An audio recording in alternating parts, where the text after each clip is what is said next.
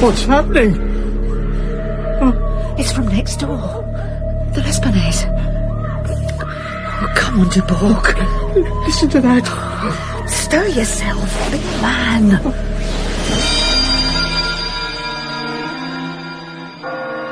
Madame L'Espanaise, are you all right? It's me, Dubourg. Of course she's not all right. Front door's open. Come on.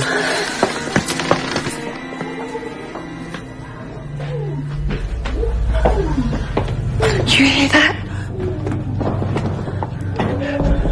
We should think about this. Perhaps send for a gendarme. Oh, it's locked. Come on, Dubourg, put your shoulder to it.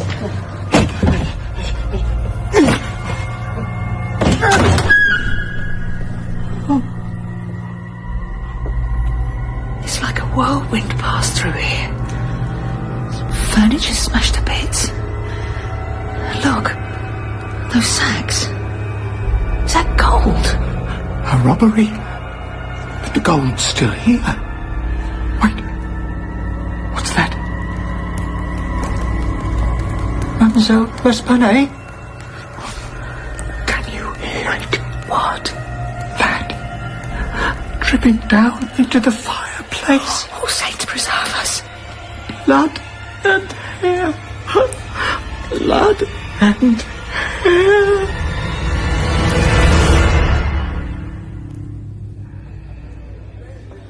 Inspector Lestrade.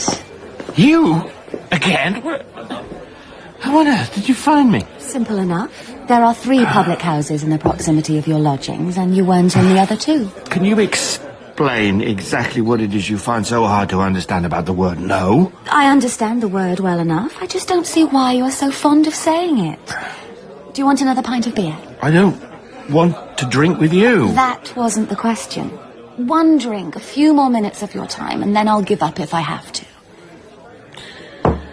You see, Miss Coleman... Oh, call me Lucy. As I said to you yesterday, Miss Coleman, although my name is inextricably linked with that of Sherlock Holmes, it's not a connection I want to dwell on. I just don't see why you say that. What you see or don't see, I don't really care. I've drank more than enough. I'm going home now. Sherlock Holmes by those who know him. Oh. This article is going to get written whether you help me or not. Holmes.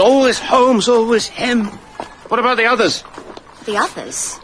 Well, didn't you realise he isn't the only noteworthy detective in the world? Oh, damn keys. Now, what is it? He has rivals. Let me help. Some of them fully his equal or better. You know of these people? I work with them. To be truthful, Inspector, I'm a novice on trial, and the article on Holmes, most of it's being written by senior staff. You see, I'm just interviewing... Just interviewing the minor figures. Yes, I do see. That's not what I meant at all. No, sorry.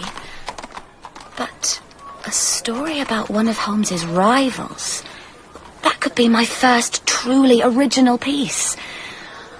Perhaps you remember what it's like, being a beginner? Better than you think.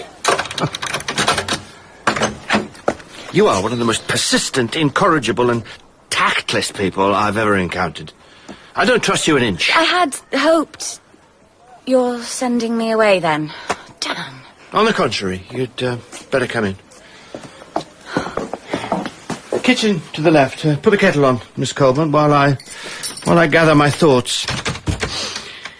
They talk of Holmes as pioneer, but you know who he learned many of his tricks from? Tell me.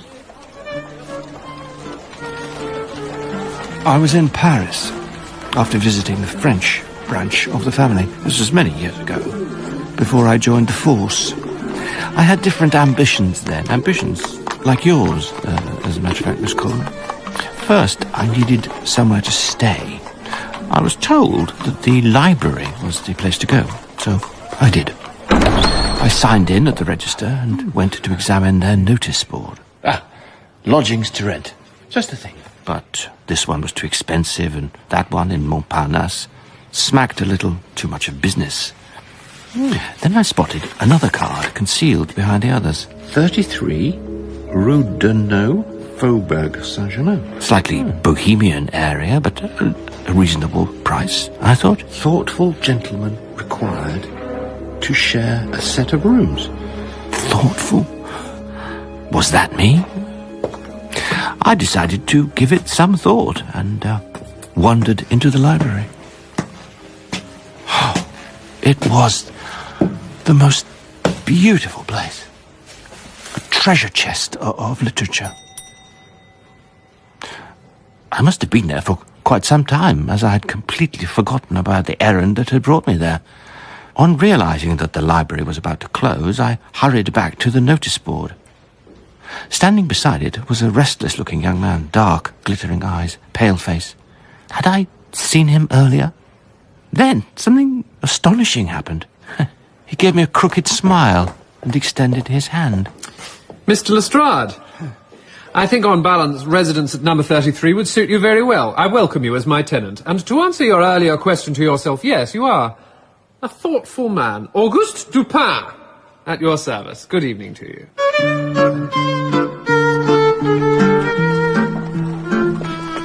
Monsieur Dupin, I'm at a loss. You read my mind. You even know who I am without the two of us ever having met. These things are sometimes easier than they look. The card bearing my address I slightly hid under other cards on the notice board. I wanted someone with sufficient powers of observation to find it. I asked for a thoughtful man, and when you read those words, your face certainly filled with thought. I agree with you, by the way, in your assessment of Montaigne. I revere him myself. Well, he's a prince amongst essayists. But this is impossible. Watch yourself! Careful! I don't want to lose my first tenant before they put down a deposit. On the lower floor of the library, you glanced at a volume of La Rochefoucauld, blew the dust off it, evidently with approval. How did I know it was La Rochefoucauld? I didn't, until I went and looked at the volume in question. You ascended to the upper gallery. You nodded in pleasure. You ran your hand across one particular row of books. The selection of books lay in the late middle M's. I am familiar enough with the library to know the alphabetical position of the books at a glance. A man who appreciates the maxims of La Rochefoucauld will esteem the essays of Montaigne still higher. Astonishing. You aspire to be a writer yourself. Of course. You need refreshment. Here's a little place I sometimes visit. After you. Here you are, gentlemen. Try this, Lestrade. Oh! Absinthe, a distillation of wormwood. Remarkable stuff. A very high alcohol content, that's true. Addictive in the extreme, so some say. Deleterious to the morals, so others claim, and liable to provoke insanity. An irresistible set of recommendations. You said I aspired to be a writer. Yes, as you were leaving the library, you paused before the painting of Racine. He is staring into the distance, right hand poised upon his chin. I saw your right hand steal to an identical position upon your chin. What would it be like to be possessed of the literary powers of Racine? Yes, although it is only journalism I aspire to. Amazing. You know, more amazing than seeing a dog gazing in a butcher's window and deducing its state of mind. But you knew my name, Dupin. How on earth did you know my name? Well, you signed the register. An utterly routine action, forgotten as soon as executed. To discover your name, all I had to do was, well, to go and look in the register. How interesting.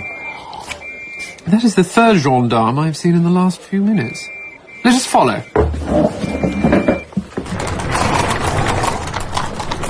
That carriage. You know the name Grandjean? No, the head of the Paris police. That was his carriage. Let us hurry. The time, please. Just past 9 o'clock. We should definitely hurry. What are we hurrying towards? Why, the scene of the murder. What else? Murder? What murder? You take things too far, Dupin. I would say more than one murder, and of a shocking and gory nature. Shocking enough for a newspaper to have got wind of things. But how do you come to such a conclusion? Grandjean is missing his dinner, and there is only one force that would compel him to make such a sacrifice. The threat of a scandal in the newspapers. And here, I fancy, is our destination. The Rue Morgue. All right, you lot, move away from the front door, clear a passage. And you, what's your business? My business is to explore and expand the farthest reaches of pure deductive thought. I'd like a word with Monsieur Grosjean, too. Tell him that Dupin wishes to speak with him. Dupin? We got men out looking for you. You better follow me, sir.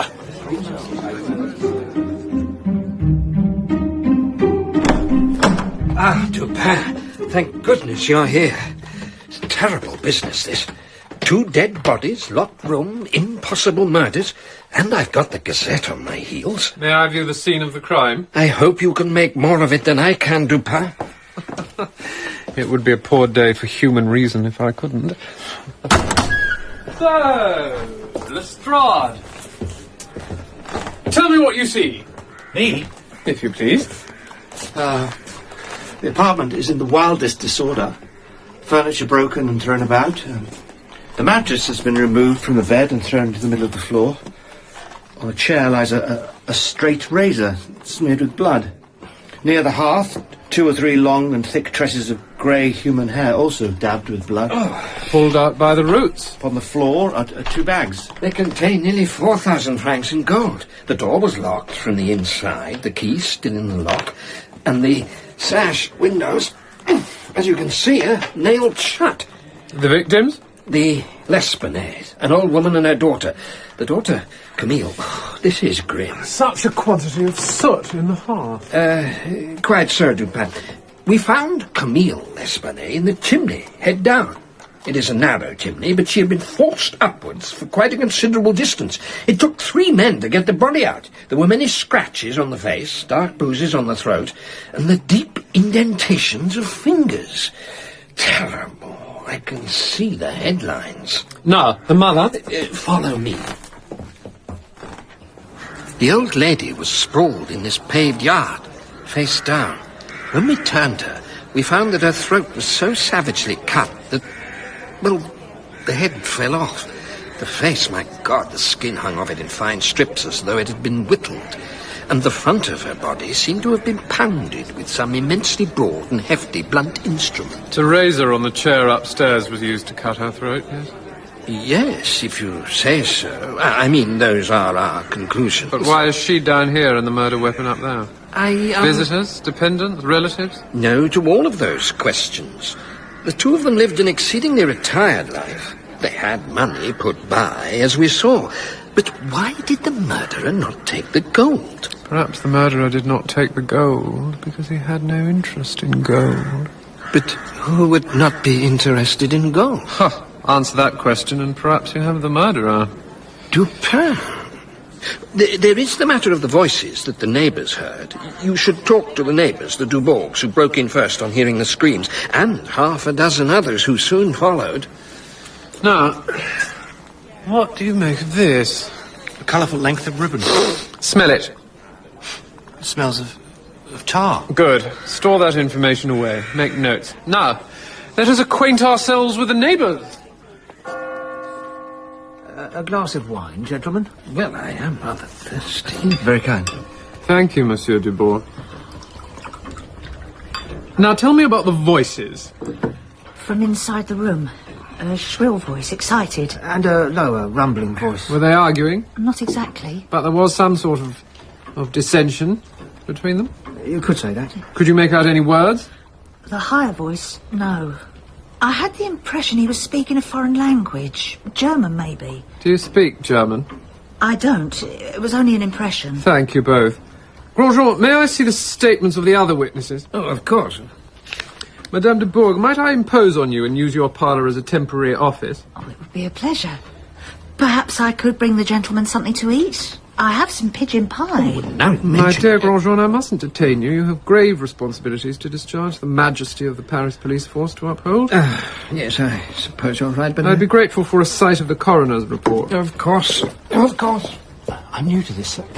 How will a coroner's report help? It will help by getting Grosjean out of the room, out of our way, and above all, out of Madame de Bourg's pantry. That's how it will help. Oh, Monsieur Dupin, more wine? Thank you. Did you mention pigeon pie? Dupin is a marvel of concentration.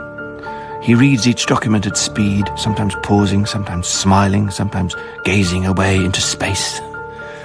He seems lost to the world, but... You have been making notes, Lestrade.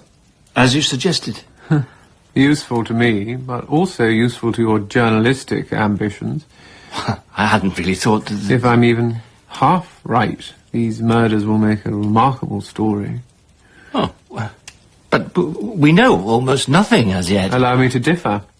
First, let me tell you about the two voices. The voices of the perpetrator? One of them was a perpetrator, yes.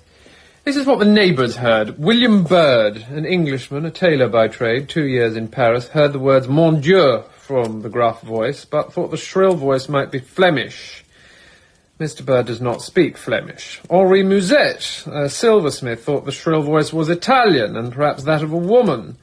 He was not intimately acquainted with the Italian language, but thought it was Italian because of the intonation. Odenheimer, on the other hand, a restaurateur recently arrived from Amsterdam, thought that the shrill voice was that of a man, a Frenchman at that, though he could not distinguish the words and admitted his own French was poor. How could these people have formed such different impressions of it, such different ideas of the language spoken? Perhaps no language as such was spoken. I'll come back to that. Now, let us look at that locked and sealed bedroom again. Dupin? Yes? Are you smelling the razor? Good. And now, I thought I saw in the hearth... Some fibrous strands of, good heavens, red hair. But so thick and coarse. Now, how did the murderer get in and out? The door was locked, the chimney is too narrow, so the sash windows have to be the answer. Also, the murderer had to have access to an open window, for it was out of that window he threw the body of Madame L'Espanaye after he had slit her throat. But surely... How else would she have reached the courtyard, Lestrade? She could hardly have strolled past the Dubourg's severed head in her hands down the stairs. Why else was the razor up in the bedroom and the body down in the courtyard? What did Grandjean say? The body seemed to have been pounded with some immensely broad and hefty blunt instrument. Yes, and indeed it was. The instrument was the paving stones of the courtyard, onto which the body smashed after a 4-storey drop. But, yes, all very well, but the windows are sealed tight shut, nailed shut. They are shut, and each window frame has a nail in it. Not quite the same thing. Let us examine this window first. Look. The nail is broken. The head has long ago rusted away. A hidden spring mechanism operated by the balance weights of the sash keep the window locked shut when it is down. Somewhere discreetly positioned on the frame must be the catch. If this window had been open, not unreasonable on a warm night like this, then this would be the way in and out. The culprit, on leaving, accidentally or on purpose, lets the window slide down. The spring mechanism engages, and we have the illusion that the window is held firmly in place by a nail. But, Dupin, it's a sheer drop.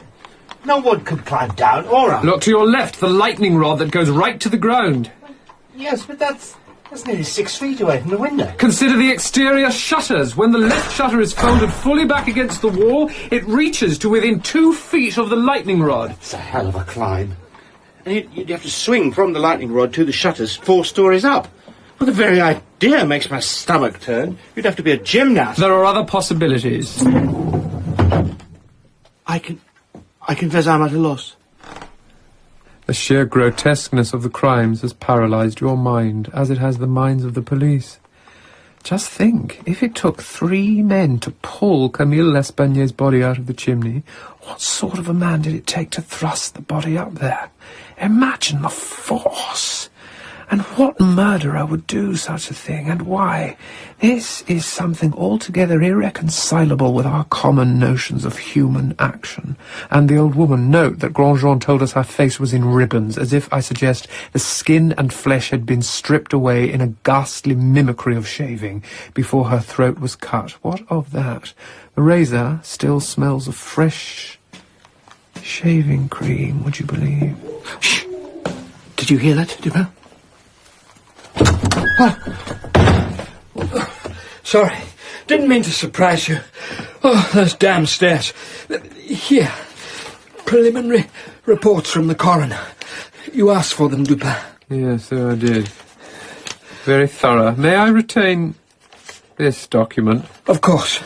Now, I've been thinking about the gold. The gold is of the utmost importance for two reasons. It sheds vast amounts of light on the way this case has been handled and gives us a strong pointer as to the nature of the murderer. After you, Lestrade. Thank you, Grosjean. The offices of Le Monde? Yes. I thought we were going to your lodgings. What do you need with a newspaper? I want to catch them before their presses roll. I need to place an advertisement.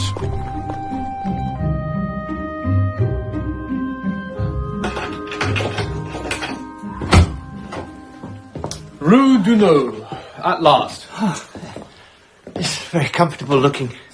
This will do splendidly. Yes, it's been a long night. Let me show you to your room. A few hours' sleep will make new men of us.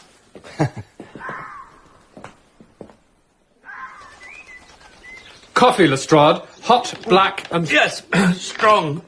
All of those things. With any luck, the advertisement I placed will confirm the resolution of the mystery within the hour. You're very confident. We're overwhelmed with evidence. The harsh voice, a Frenchman. Witnesses agree who remonstrates, Mon Dieu, with the shrill voice. Each witness, though, regards the shrill voice as being that of a foreigner, whose tongue they do not speak. They cannot identify a single word. What a strange voice is this?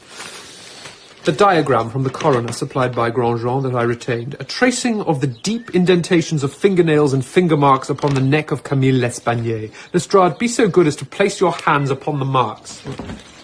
It's all wrong. The fingers in the diagram are impossibly long. Look again on this. The tuft of red hair, so coarse. Hardly human. Yes, yes. And reflect on the voice that sounds like no human voice, the hands that are not like human hands. Cuvier, his taxonomy of mammals. The orangutan? You posit something beyond normal reason. Was it not a crime beyond normal reason? The orangutan, more athletic than any gymnast, Lestrade. Aggressive, vastly strong, shrill, angry cries, imitative. Imagine such a creature brought back from Borneo by a sailor. Think of the capuchins, the parrots they bring back. A sailor? Surely. In the courtyard, remember the colourful little ribbon used to tie a gnat, or pigtail, as you English more pleasingly call it? Well, this could be anybody's. A You woman's. smelt it, remember? The smell of tar, yeah. I know of no woman who applies tar to her plaits. While I believe the habit is common amongst sailors, it holds the pigtail together. Now, a room in the Docklands area, not so far from the Rue Morgue. A sailor shaves. His pet is perhaps shut in an adjoining room. He watches the shaving. He's seen it before. The orang gets free. Free at long last after the voyage. He seizes the razor. Orangutans are like us, so like us, great tool users. He springs out into the streets, pursued by his master. A desperate chase that ends in the Rue Morgue. Orang is cornered in the courtyard, propels himself up the lightning rod as if it were a vine, swings onto the shutter, as easy and natural to him as if he were back in the jungle. The sailor follows him up the lightning rod, no great feat if you are used to setting the sails on a mainmast. My God, as he sees through the window, the creature tries in lethal imitation to shave the old lady. Carnage! Then strangles the hysterical daughter. The poor orang is full of guilt. He hides the body of Camille in the chimney in a rage of shame and throws the old woman out of the window. Now, the advertisement I placed yesterday evening talks of a large orangutan found in the Bois de Boulogne, whose owner may retrieve the animal if he pays the few charges arising from its capture and keeping. And this, I fancy, hear the lightness of his step. Come in, my friend. You've come for your animal. My advertisement was a little misleading. I have not, in fact, captured your animal. I'm willing to pay a reward. And so you shall. Now come in and make yourself comfortable. You can put your cudgel in the umbrella stand if you want. No? Up to you. So, the reward. Do you want it or don't The you? reward isn't monetary, it's a matter of information. I do wish you'd put that cudgel down. You playing tricks on me? I should very much like you to confirm a few details concerning the murders in the Rue Morgue. God! Sit down, my friend. What do you want from me? Don't try to threaten me. My colleague Lestrade is armed and will not hesitate to shoot. Some refreshment, yes. Brandy.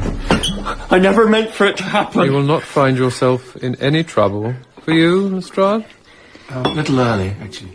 Spoken like an Englishman. Now, my nautical friend, I don't need your name, just run through the details of the evening for us. I don't think my account omitted anything, but it is as well to be sure. Lestrade, notebook at the ready. Your first piece of journalism is due at Le Monde. I promised it for the end of the day. It's called The Murders in the Rue Morgue. Dupin, you're impossible.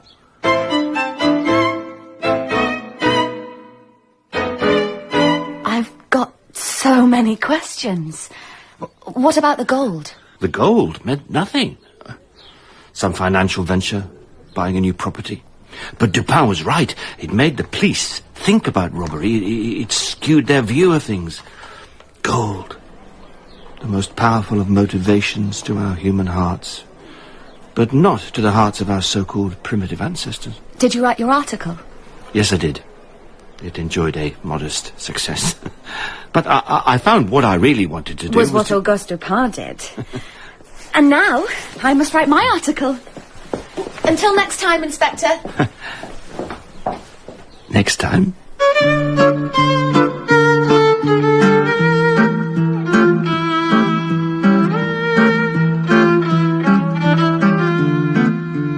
The Murders in the Rue Morgue by Edgar Allan Poe was dramatised by Chris Harold. Inspector Lestrade was played by James Fleet and Auguste Dupin by Andrew Scott. Lucy Coleman was Alex Tregear, Grandjean Sean Baker, Dubourg Brian Bowles, Madame Dubourg was Jane Whittenshaw, and Stuart McLaughlin played the sailor. The director was Sasha Yevtushenko.